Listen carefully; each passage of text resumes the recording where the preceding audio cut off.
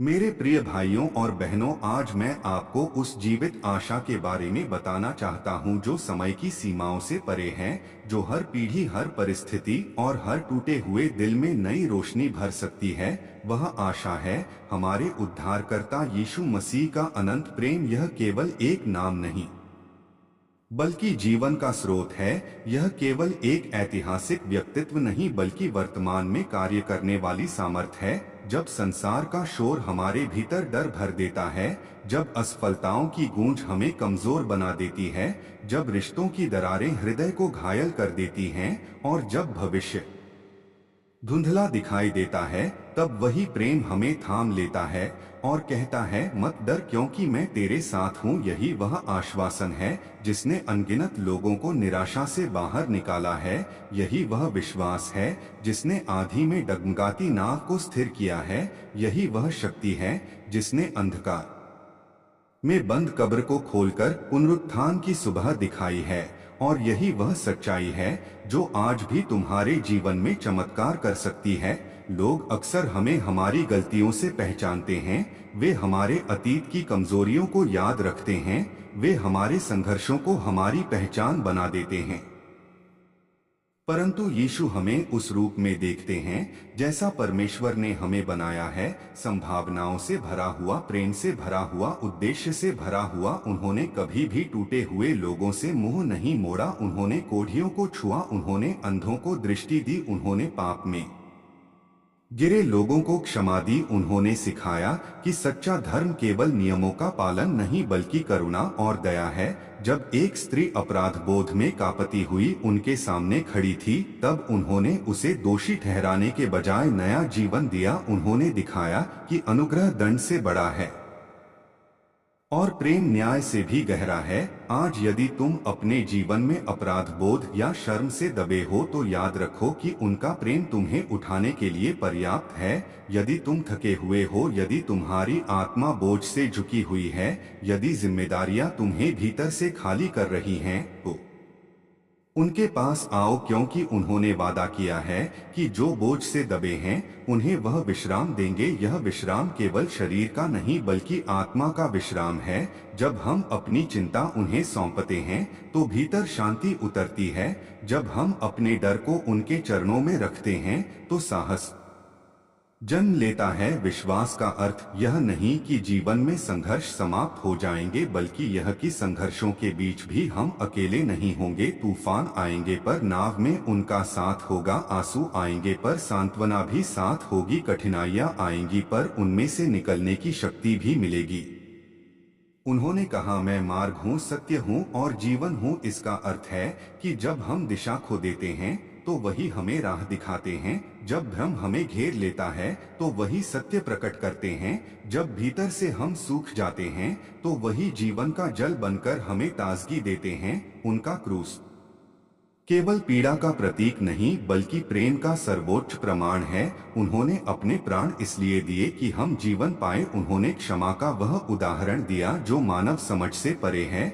जब उन्होंने कहा, पिता इन्हें क्षमा कर, तो उन्होंने सिखाया कि बदले से नहीं बल्कि क्षमा से मुक्ति मिलती है। यदि तुम्हारे हृदय में किसी के लिए कटुता है तो आज उसे छोड़ दो, क्योंकि क्षमा तुम्हें स्वतंत्र करेगी। उनका पुनरुत्थान यह घोषणा है कि मृत्यु अंतिम सत्य नहीं है, निराशा अंतिम अध्याय नहीं है, अंधकार स्थायी नहीं है। यदि तुम्हारे जीवन में सब कुछ समाप्त सा लगता है, यदि तुम किसी ऐसे दौर से गुजर रहे हो जहां हर दरवाजा बंद दिखाई देता है, तो विश्वास रखो कि पत्थर हटाया जा सकता है, नई सुबह आ सकती है। परमेश्वर की योजना अक्सर हमारी समझ से परे होती है, परंतु वह सदैव हमारे भले के लिए कार्य करती है। उनका प्रेम सीमाओं में बंधा नहीं है। वह हर जाति, हर भाषा, हर परिस्थिति से परे है। वह अमीर और गरीब दोनों के लिए समान है। वह शिक्षित और अशिक्षित दोनों के लिए समान है। वह उस व्यक्ति के लिए भी है जिसने जीवन भर सही राह पर चलने का प्रयास किया और उसके लिए भी जिसने भटक कर गलतियां की, क्योंकि उनका अनुग्रह कमाया नहीं जाता बल्कि स्वीकार किया जाता है। जब हम विनम्रता से उनके पास आते हैं तो वह हमें नया बनाते हैं, वह हमारे टूटे हुए हिस्सों को जोड़ते हैं, वह हमारी कमजोरियों में अपनी शक्ति प्रकट करते हैं, वह हमारे अंधकार में अपना प्रकाश चमकाते हैं। इसलिए अपने जीवन को निराशा के शब्दों से नहीं, विश्वास के शब्दों से भर दो। हर सुबह उठकर कहो, प्रभु आज भी मैं तेरे साथ चलूंगा, चाहे राह कठिन हो, चाहे लोग समझें या न समझें, चाहे परिणाम देर से आए, पर मैं विश्वास नहीं छोड़ूंगा, क्योंकि विश्वास वह दीपक है जो अंधेरी रात में भी जलता रहता है। याद रखो, तुम्हारा जीवन व्यर्थ नहीं है, तुम्हारी कहानी अभी समाप्त नहीं हुई है, तुम्हारे आंसू व्यर्थ नहीं हैं, तुम्हारी प्रार्थनाएं अनसुनी नहीं हैं। परमेश्वर हर परिस्थिति में कार्य कर रहे हैं और यीशु का प्रेम अभी भी तुम्हें थामे हुए है। उठो, अपने अतीत की जंजीरों को तोड़ो, क्षमा को अपनाओ, दया को अपनाओ, सेवा को अपनाओ और उस प्रकाश में चलो जो कभी नहीं बुझता। जब तुम प्रेम बांटोगे तो तुम स्वयं प्रेम से भर जाओगे। जब तुम दूसरों के लिए प्रार्थना करोगे तो तुम्हारे भीतर भी आशीष बहेगी। जब तुम विश्वास में कदम बढ़ाओगे तो मार्ग अपने आप खुलने लगेंगे और तुम्हारा जीवन भी गवाही बन जाएगा कि अंधकार कितना भी गहरा क्यों न हो, प्रकाश उससे अधिक शक्तिशाली है। यही जीवित संदेश है कि हर अंत में एक नई शुरुआत छिपी है।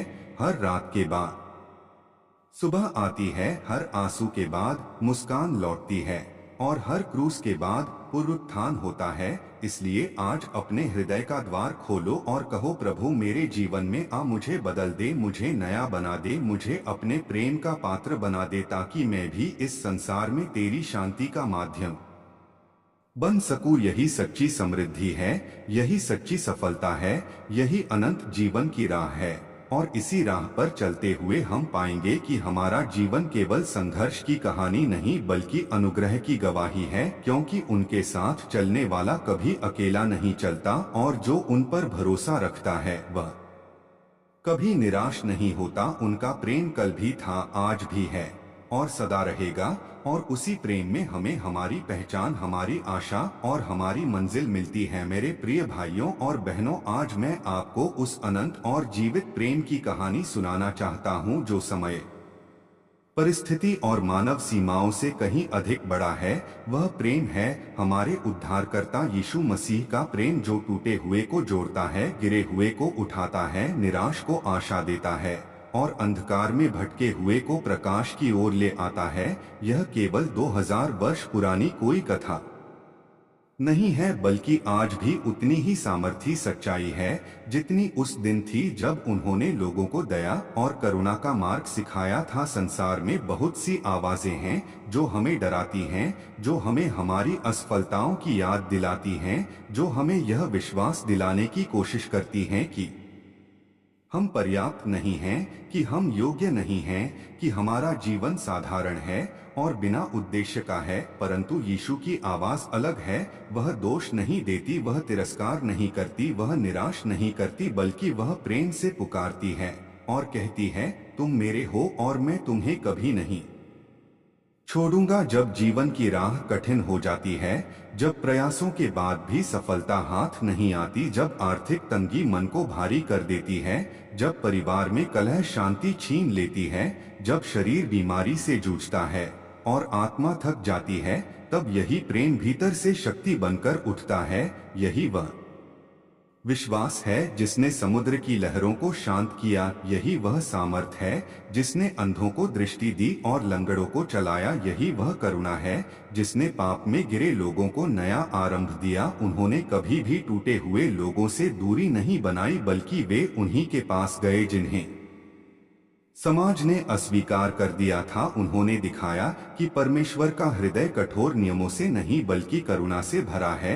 जब एक स्त्री भीड़ के बीच कांपती हुई उनके पास आई, क्योंकि वह वर्षों से बीमारी से पीड़ित थी और समाज से अलग कर दी गई थी, तब उन्होंने उसे केवल चंगा ही नहीं किया बल्कि सम्मान भी लौटाया। उन्होंने कहा, बेटी तेरे विश्वास ने तुझे चंगा किया, जा शांति से जा। यह शब्द आज भी हर उस व्यक्ति के लिए हैं जो स्वयं को अस्वीकार किया हुआ समझता है।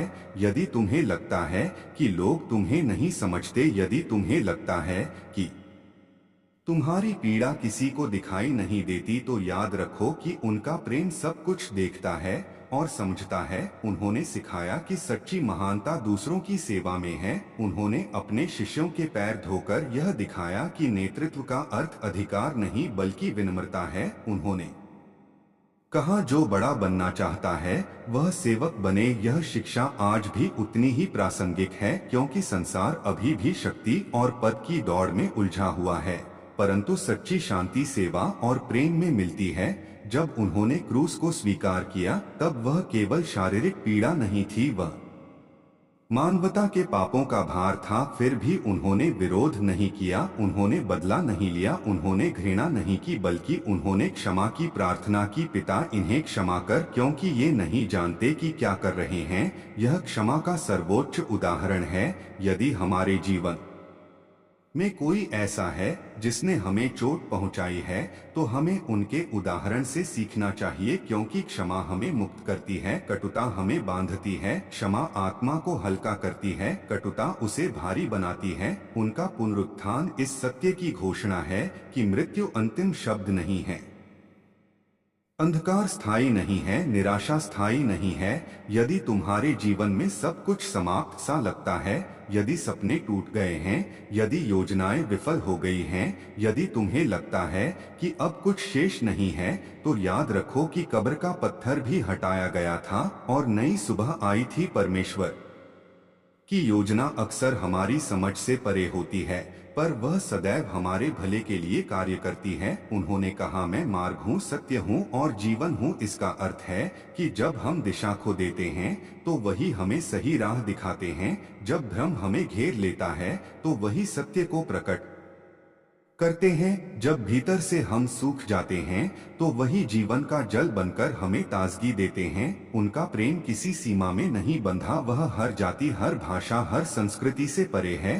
वह अमीर और गरीब दोनों के लिए समान है, वह सफल और असफल दोनों के लिए समान है। वह उस व्यक्ति के लिए भी है जिसने जीवन भर सही मार्ग पर चलने की कोशिश की और उसके लिए भी जिसने अनेक बार गिरकर गलतियां की, क्योंकि उनका अनुग्रह कमाया नहीं जाता बल्कि विश्वास से स्वीकार किया जाता है।